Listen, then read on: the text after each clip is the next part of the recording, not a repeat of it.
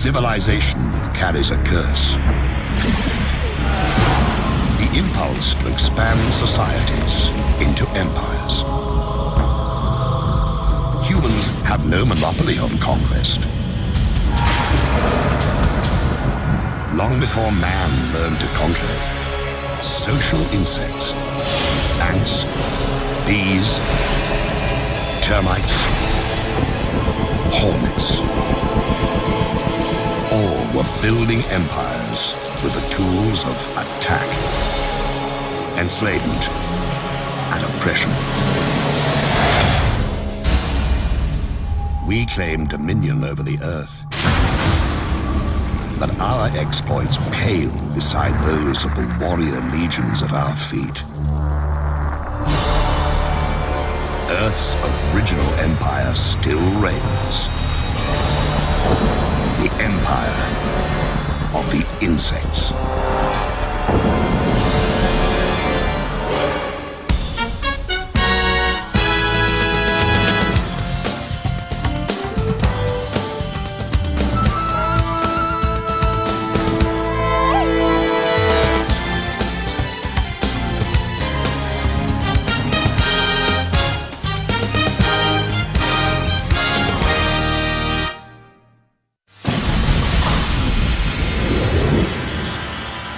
Here is a tale of empire, the uses of power, the horrors of domination, the rise, the rule, and the ruin of a cunning empress.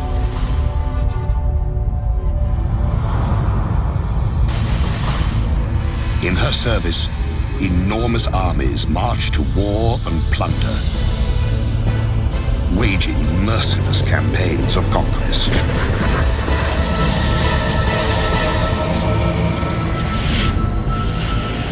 Great empires are forged in violence.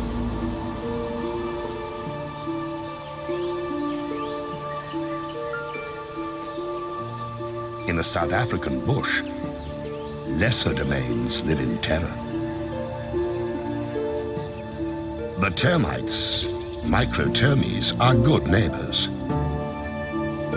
Hard workers, the termites inhabit fallen branches they carve into galleries made with soil and saliva. They use the same material to build safe passages between logs.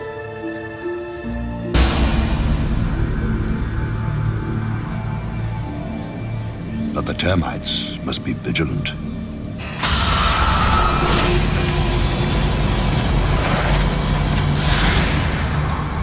They live in the realm of Megaponera, the Matabele ant. These powerful predators are twice the termite size. With the colony's hunger driving her, a Matabele scout searches for a target.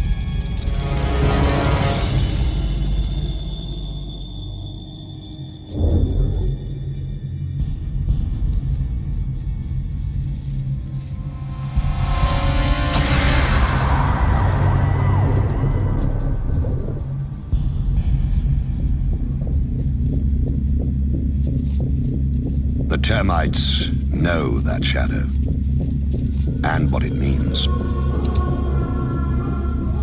War is coming. Soon.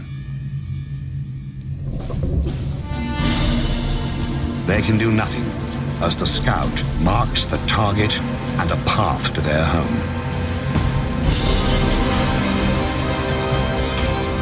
The scout returns to the main force to recruit a raiding party from among her sisters at an abandoned termite mound the Matabele have commandeered.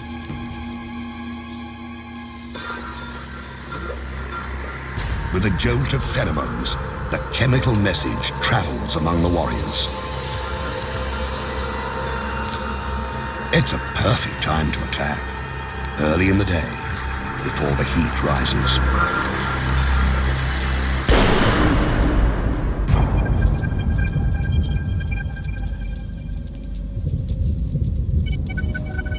Matabele move out with the ominous, deliberate pace of a Roman legion.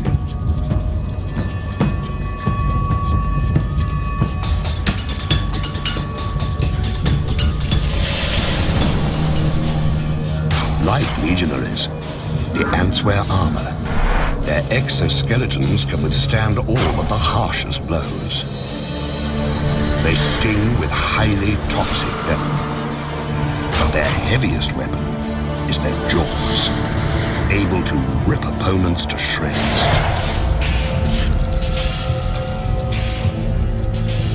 A raiding force can consist of 600 ants.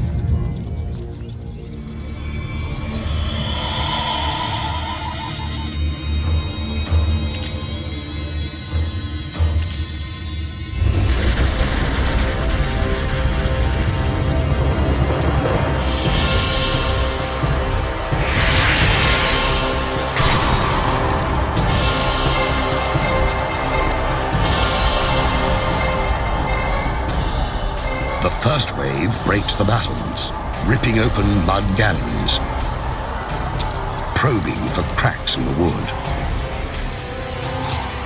Now, the smallest Matabele attack. These tunnel rats make relentless forays into the termite sanctuary.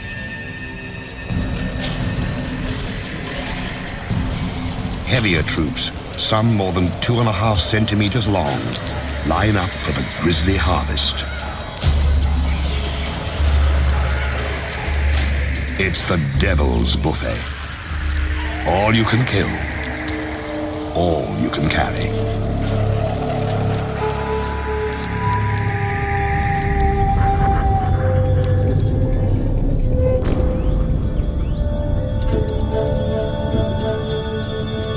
One raid might claim 4,000 victims.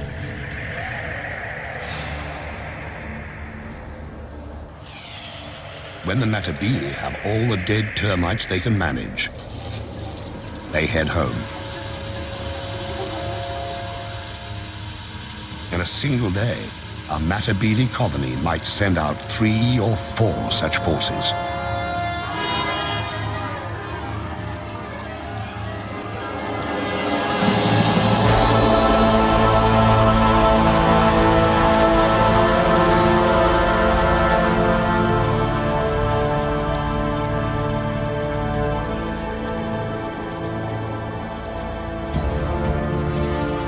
Soon, the big ants will move their base to richer hunting grounds.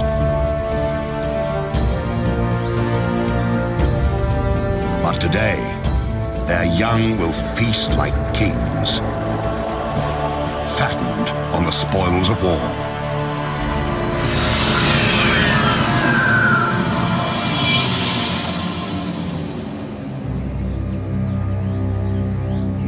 Violence is the imperial tool, wielded in many ways.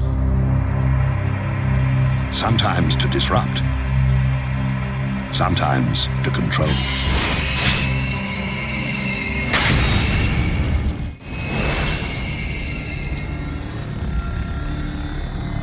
A queen can seize power with the victory of each individual soldier,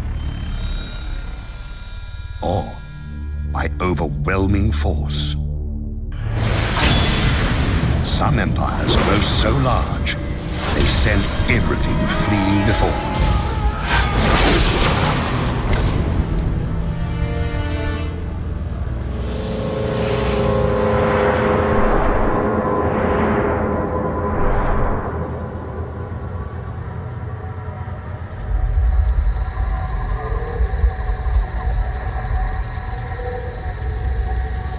In the Panamanian rainforest, Esitan, the army ant, rules its turf with massive numbers.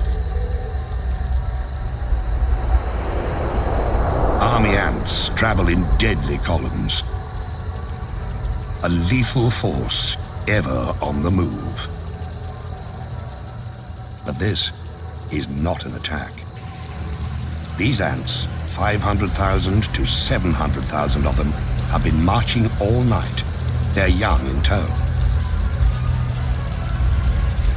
Theirs is a nomadic existence, embodied in their bivouac.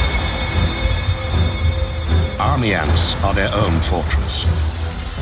A living, breathing domain that travels on countless legs.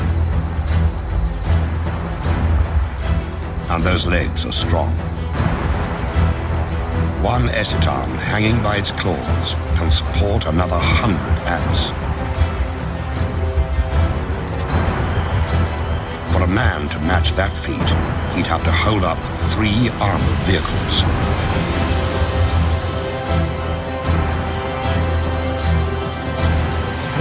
Deep in the recesses of this mass of ants are hidden 200,000 unhatched young. And the eciton queen. She lays eggs by the million, keeping the colony alive and forcing it to find sustenance.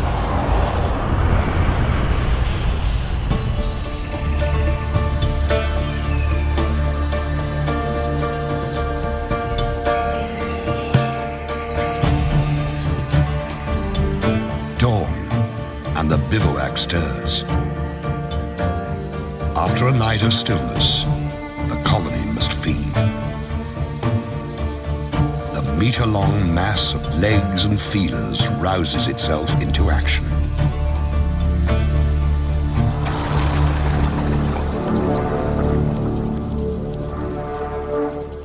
The ants begin in columns that branch apart and widen, becoming an invincible tide that can travel 300 meters a day. It's called a swarm raid, and it consists of several 100,000 ants.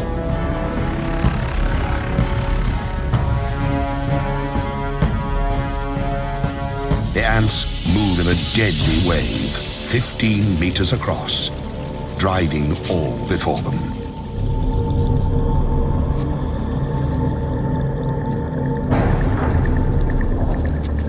Those who fail to flee are doomed.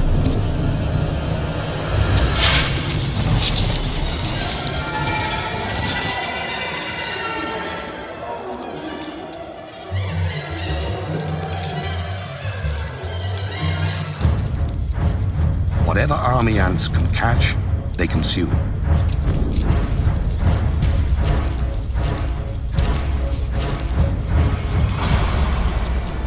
The attackers shred their prey so they can carry it back to feed the young.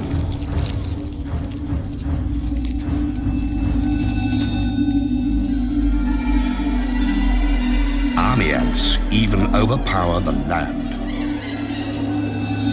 They instinctively form bridges that carry the swarm over gaps and gullies. Across these living structures flows a steady stream of corpses. 30,000 a day.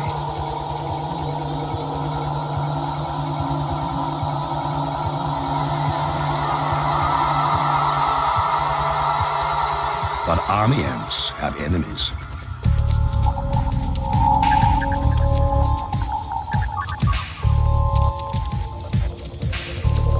Along the swarm's edges, bandits try to pick off stragglers.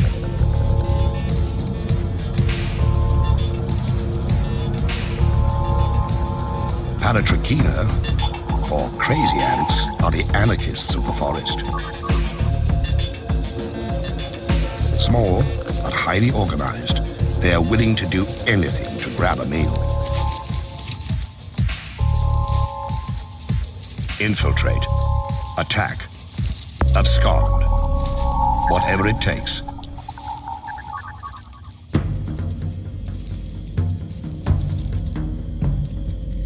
Instead of stingers, the crazy ant has spray jets that spew paralyzing venom. It lets the cruel little soldiers take down much larger opponents.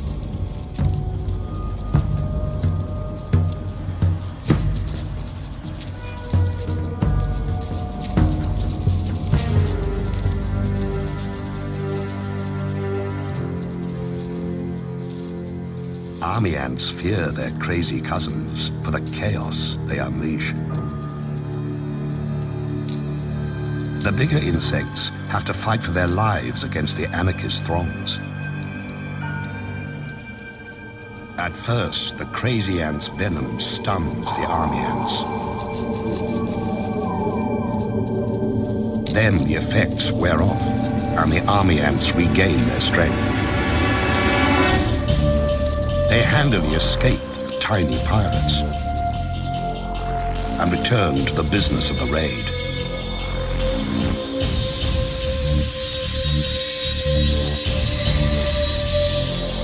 In a week, an army ant colony kills and eats 250,000 creatures.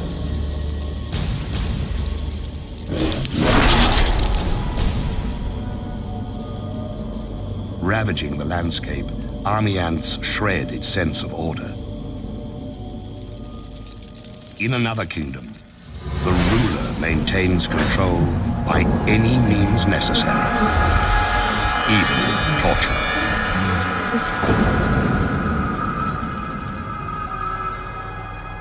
The Empress can afford to be gracious. She has enforcers to do her dirty work. Relentless surveillance and oppression of any who deviate from the rules. In the kingdom of Mellifera, order is the order of the day.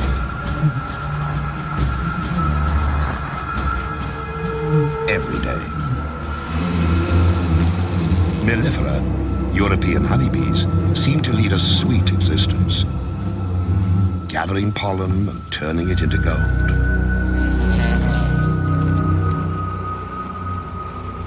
But beneath this bright image lies a dark reality.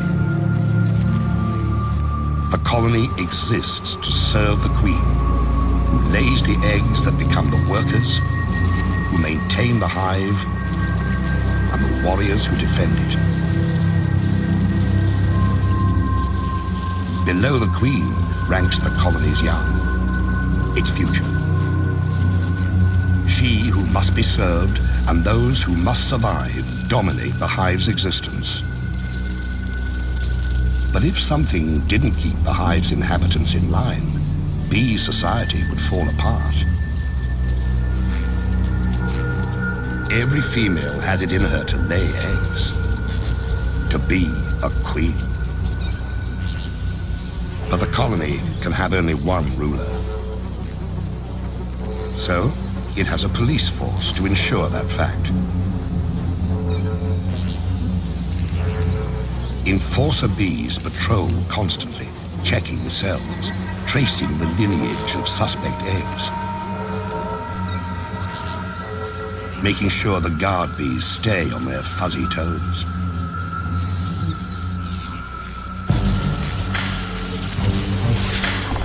The police are on the alert for subversives, social deviants, revolutionaries.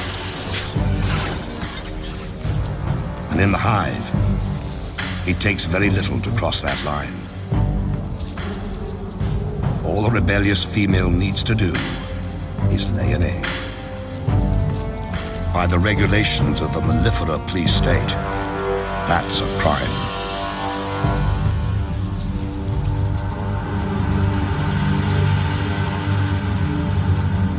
One bee is breaking the law. She deposits an egg in what she hopes is safety. If they thought they could get away with it, half the bees here would do the same. And the hive would fall into disarray. That's why police bees make their rounds, searching for evidence of insurrection.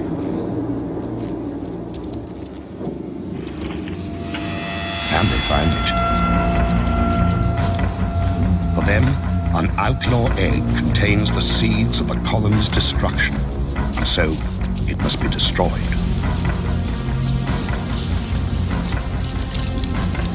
And to drive the lesson home, they brutalize the offender, keeping the hive safe and the queen's position secure.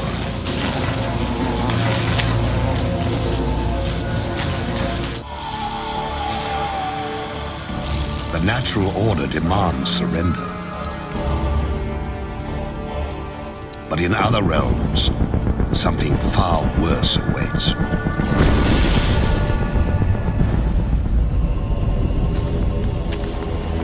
In the imperial domain, it is not enough to rule. Others also must serve. By abduction and terror, the Empire assures itself of slaves. Warriors carry the captives into servitude. Strangers in a strange place. In Arizona, the kingdom of Polyergus needs its slaves. The queen has her consorts, the warriors, to do her bidding. All of these live royally, thanks to a servile class. Polyergus, the slave raider ant, requires slaves because the species has grown so specialized it cannot care for itself. Massive mandibles, perfect for killing, have little use off the battlefield. So this kingdom has two societies: those who reign and those who serve. The servant ants, dwarfed by their masters, are of the species Formica. They forage for food, raise the royal young, minister to the queen's every need and those of her workers. Born into bondage, they will die slaves. But this kingdom has woes. Its Formica slaves are dying of old age. It's time for the slave-raiding Polyergus to do what they do best: kill and plunder.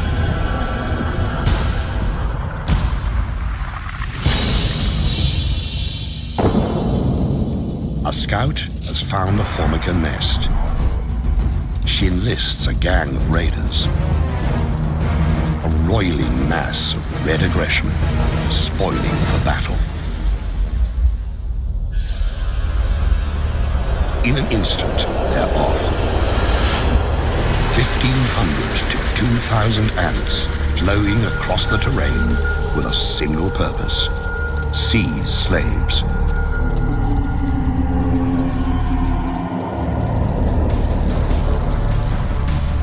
Streaming into the Formica nest, the Polyergus raiders unleash hell. They kill, but only when need be. They've really come to steal the unhatched Formica young.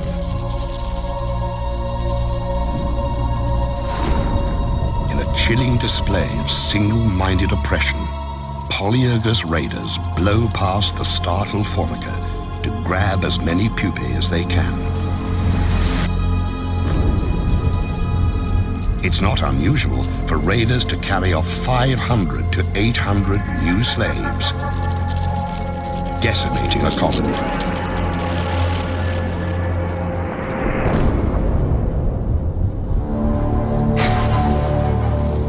The raiders transport the kidnapped Formica brood back to their kingdom. When the stolen Formica hatch, they will believe the Polyergus nest is where they belong.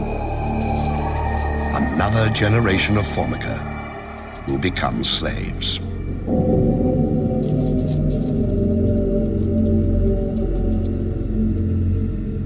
At the wrecked Formica nest, the queen roams amid the ruins, her offspring abducted and enslaved. She has been spared.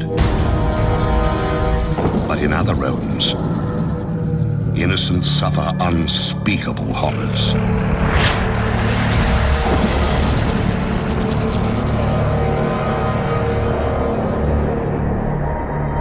Some kingdoms steal youngsters to enslave them.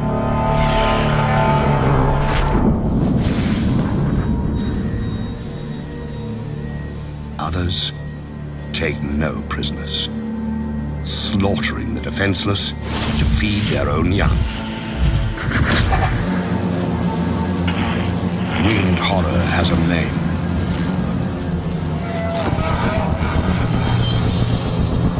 Mandarinia, the giant hornet.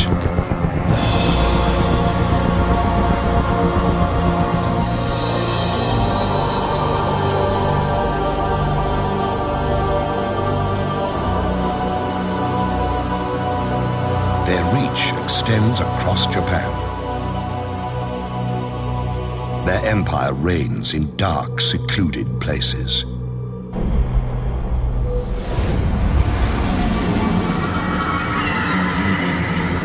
These hornets are at the peak of their powers.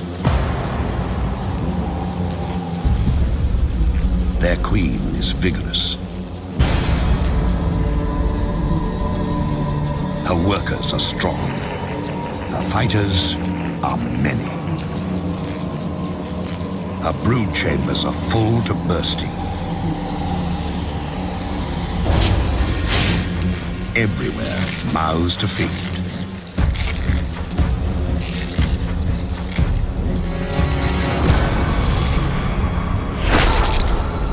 Countless larvae signal their relentless hunger by scratching at the walls of their cells.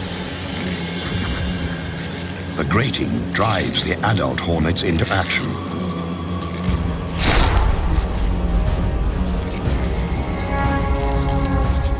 They have to feed the babies. And hornet babies live on flesh, ground into meatballs, and delivered by their caregivers. The larvae must feed constantly. So a single scout takes wing, ranging far afield to find fresh meat.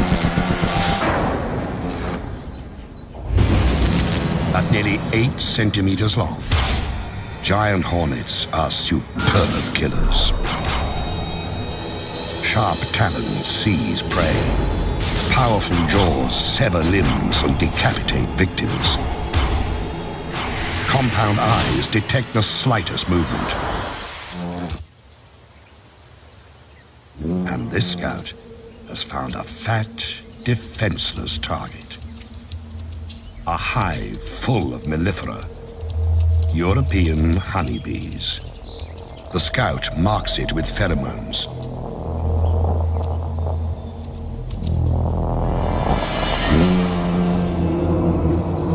These bees aren't native to Japan.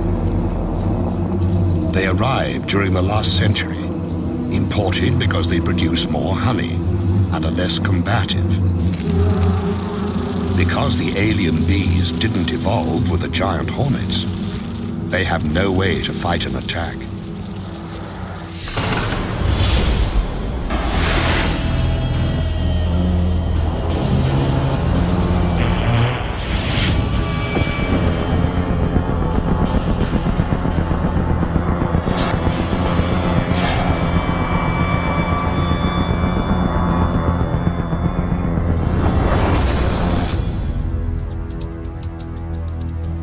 All the bees know to do is mass at the hive entrance.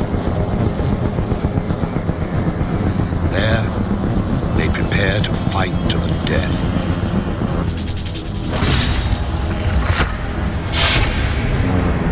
The hornets are 5 times the honeybee's size, and many times more willing to kill. In the stillness, fierce wings and fearsome odds.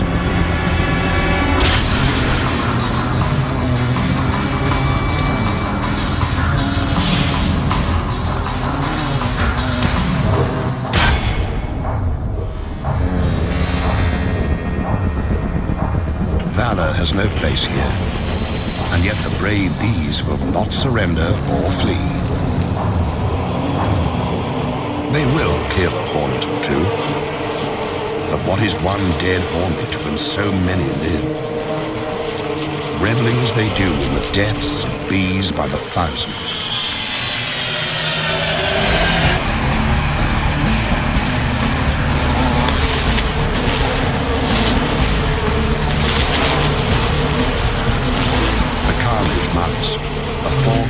conclusion playing itself out to a horrifying end.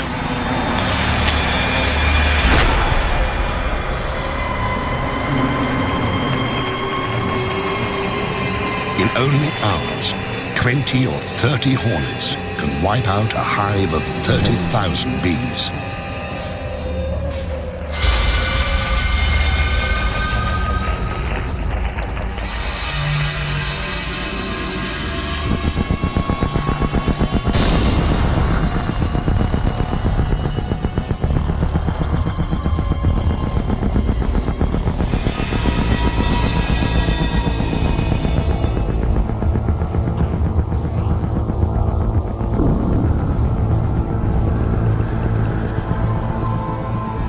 Killer hornets have reduced the defenders to a carpet of the dying and the dead.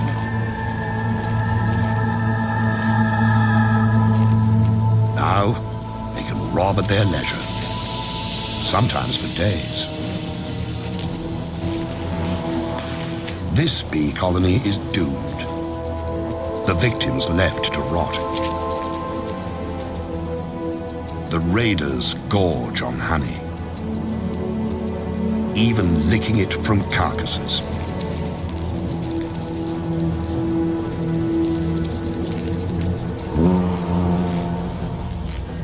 The unborn bees will be chewed into protein paste and fed to the hornet young.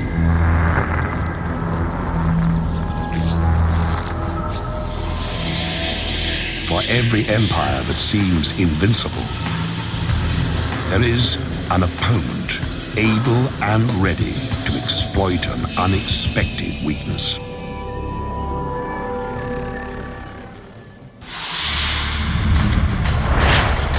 Empires attack,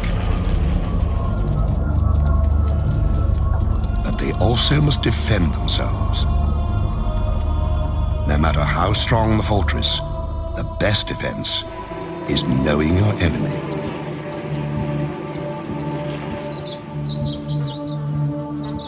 These bees have learned that lesson. For eons, they have thrived in the giant hornet's deadly shadow. The bees of Sarana know the giant hornets send scouts to find their hives. To survive, these Japanese honeybees must capture and kill the hornet scout.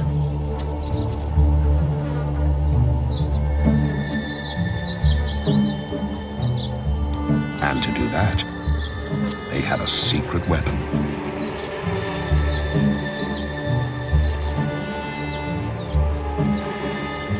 When they spy their enemy at the gate, the soldier bees pull back slightly.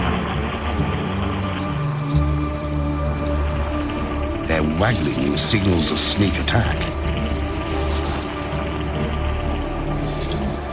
They're enticing the hornet to enter their hive. When she takes a few sacrificial targets, the bees attack. In a horde, the defenders rush the hornet scout, enveloping her in a wave of bee bodies. But they don't sting. Instead, the bees crowd belly to belly against the invading beast. Vibrating their abdomens, they create a ball of heat that clasps the hornet at its livid core. It's a battle with narrow margins. The bees can stand temperatures up to 50 degrees. The hornet can only survive to 46. The temperature of the core, 47 degrees.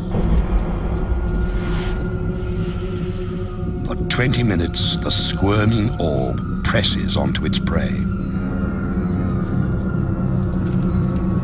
Bees die. Others step up.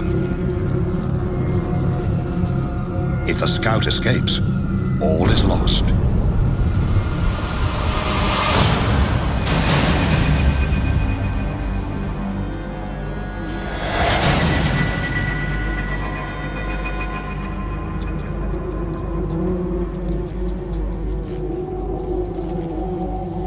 finally the flailing and gnashing cease. This hornet won't reveal the secret of their hive's location. The bees have paid a price, but they've saved their home.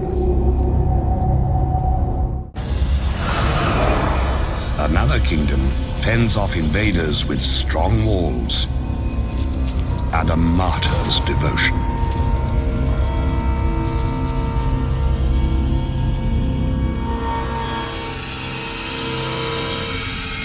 In the land of Macrotermes, jousting for territory and resources never relents.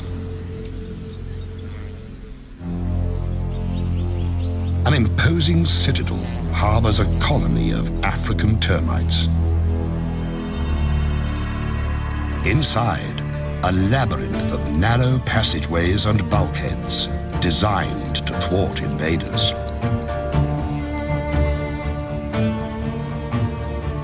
The termites are watchful, lest their citadel fall. But kingdoms' fates often are decided at their borders. A remote outpost can be all that stands between survival and the empire's collapse.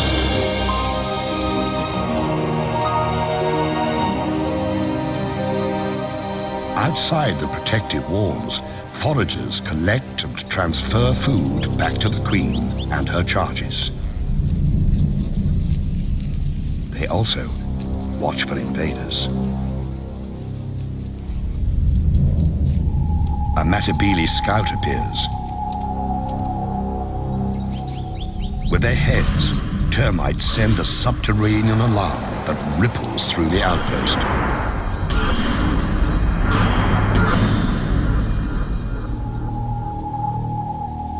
At the edge of the compound, a platoon of defenders occupies a fallen branch. These soldier termites are strong and agile, prepared to give the last full measure. Few of their kind grow this large and strong. Their jaws can cut through human flesh. The encounter begins by ones and by twos.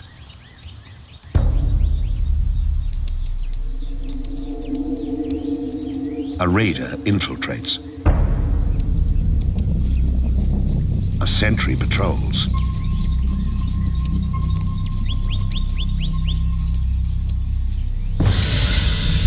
One death, and the battle is joined.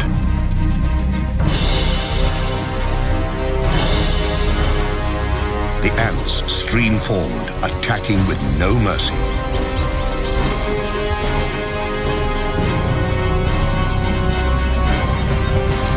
Using their mandibles, the termites attempt a defense. It's no use.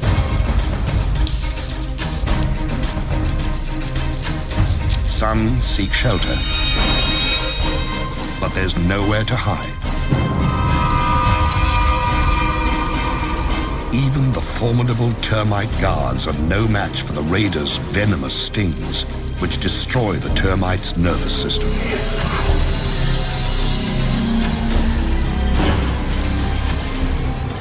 It's more feast than fight, as ants sting and slash the defenders to pieces. But the warriors who fall here do not die in vain. They stand against the Matabele tide, while their comrades in the galleries organize a last-ditch defense.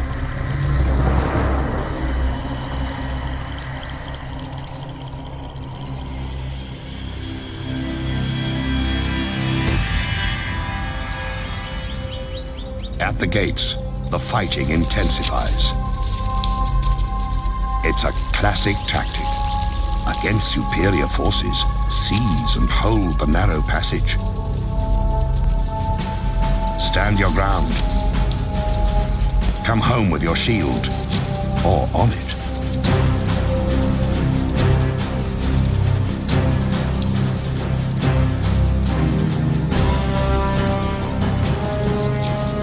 termite soldiers never relent.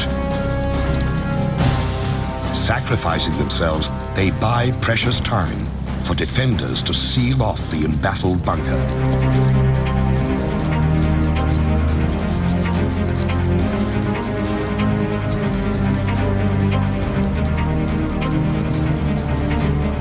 Denied entry, the Matabele withdraw to attack another day. The termite colony is safe, but at a terrible cost. The departing ants carry off hundreds of termite corpses that will nourish the invaders.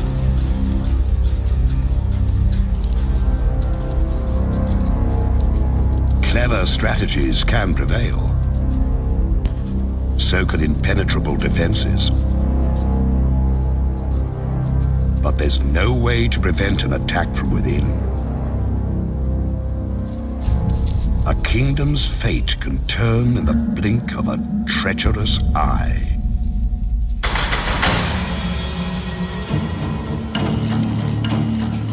Power belongs to those who hold it, and to those who seize it. An empress is only as safe as her courtiers allow. When danger stalks the halls, rulers do well to beware. In the kingdom of Polyergus, virgin queens have to steal empires for themselves. They cannot inherit this domain. The reigning queen will tolerate no rival.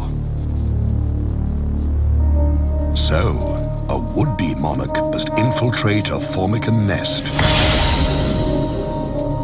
murder its queen, and steal her identity. To start their quest, young queens join a slave raid.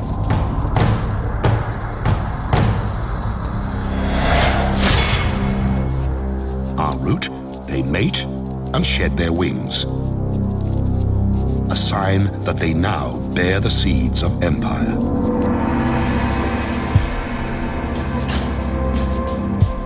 One queen has picked her target. She approaches the Formican nest, ready to seize power. But before this killer queen can attack, she must evade her quarry's protectors. She releases a pheromone. Like a chemical spell, the scent neutralizes and repels the Formica defenders. The colony's heart is where the queen is, and the interloper means to pierce that heart.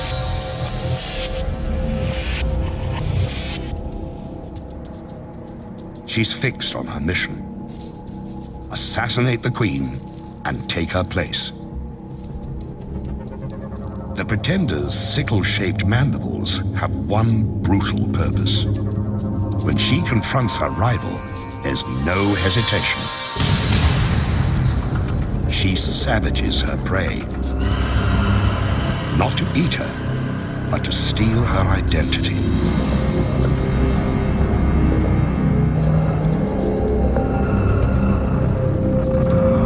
Attendants try to pull the wounded queen to safety, but the murderess will not allow it.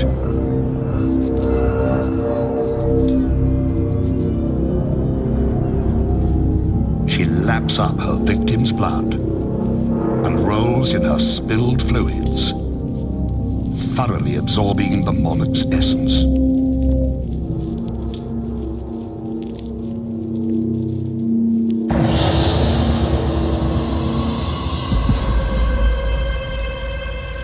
After 20 violent minutes, the Formican queen is left to die.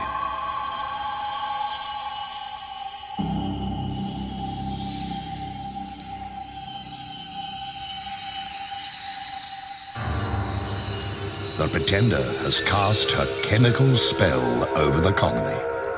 Now convinced she is, and always has been, their queen. She has seized and secured her domain, and with it, legions of devoted subjects to nurture the seeds of empire growing within her.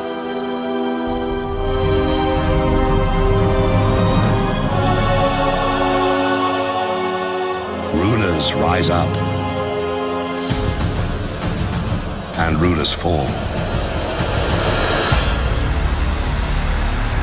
A reign that seems eternal is but a flicker across the empire's vast canvas. One moment, the mistress of all she surveys. The next, a corpse, unlamented,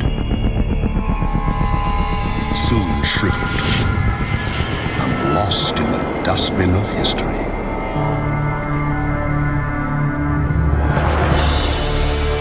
The Queen is dead.